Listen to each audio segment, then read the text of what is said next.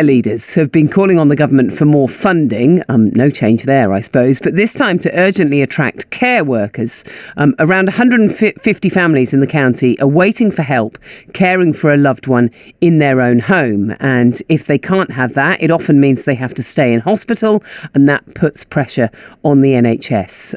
Caring is a career that I suppose doesn't have a great reputation. People often misunderstand what goes into it. So I've been speaking to two carers from Carewise in Northampton to find out what they love about their jobs. Hello, I'm Helen Kennedy and I've worked in care for 28 years. And I'm Rachel Wookie and I've been working in care for 4 years. You love your job, do you? Yes, very much. How do you describe what you do to, I don't know, if you met a stranger? Because your job, it's so varied, isn't it? You know, going into someone's home and what you might face. Yes, we enable people to live independently, happily, safely in their own home. But you're so much more than that, aren't you? Because for a lot of people, I mean, you know, that's obviously what you do and that's your mission. But for some people, I presume you're the only person they see on a daily basis. Yes, and it's important, I think, to go in, smile on your face and take, a piece of sunshine into them every day. What a lovely thing to say. Rachel, you love it, yeah? I enjoy it. It's the best thing that I've ever done. So I said this to you earlier, what's a typical day? You were like, there's absolutely no such thing as a typical day. But just kind of list some of the things that you do. We can vary from things from like continence, being a friend to them because they could have nobody and we could be the only person for them there. We can cook meals for them, take them to appointments, helping them get up, get ready, make sure that they're eating, having fluid intake, because a lot of people just forget to have fluid, but a typical day we haven't got one. It changes. So what's it been like through COVID? Because I mean, for starters, you wear a mask, and that's hard for people, isn't it? Especially if they're elderly, maybe they're a bit hard of hearing and stuff. I presume it's been a real challenge, has it? Yeah, because they all talk about it like, oh, I don't hope I have this COVID, and all they've got is this little tickle, and you're like, no, you'll be all right, and just trying to emphasise how dangerous it is, but just trying to make sure that they're getting their injections and everything. It's just hard in general. The whole social care is really hard, and even say with the mask, the PPE, the gloves. If we had a shortage, we wouldn't be able to do our job. I enjoy what I do, and I just think that's the best thing you can do. Yeah, and I think, when we were kind of in peak pandemic, there was that whole clapping for the NHS and all of that. Yeah. Did you feel a part of that? Because you're not working for the NHS, but obviously you're caring, aren't you? And you're a key kind of cog in that wheel.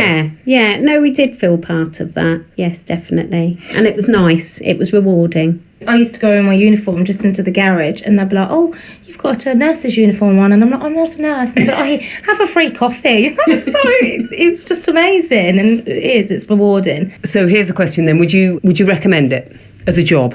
Oh, 100%. Yes. Yeah. But I think people are scared because they don't know what it entails. So as a carer, they don't understand. They just think, oh, okay, are we having a cup of tea and a coffee with them?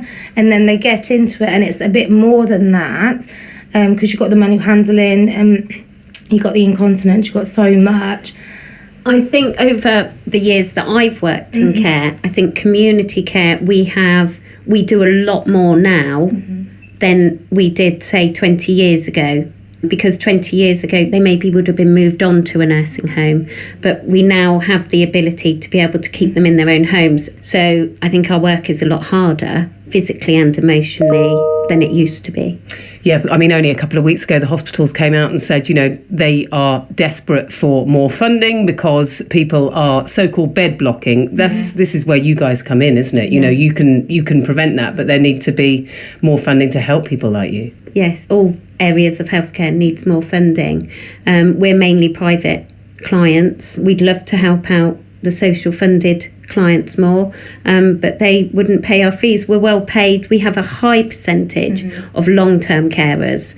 I think that's due to management and the pay that we get and the support we get and the training. You're lucky in that sense. We are lucky. And I think that's where it comes into the social care. It's just not paying the fees because we are well paid, but that means that our care, our support, but we've got more time for them. We're not rushed, we're not back to back.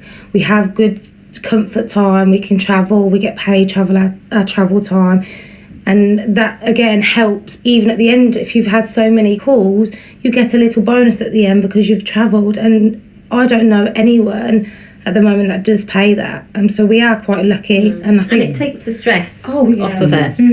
I have worked for companies before where you have been back-to-back calls, and the stress, it does take its toll on you. Well, and the people you're going to see will pick up on that as well. And they do, Yeah. and they do. And I think the most important thing is to go in with a smile on your face.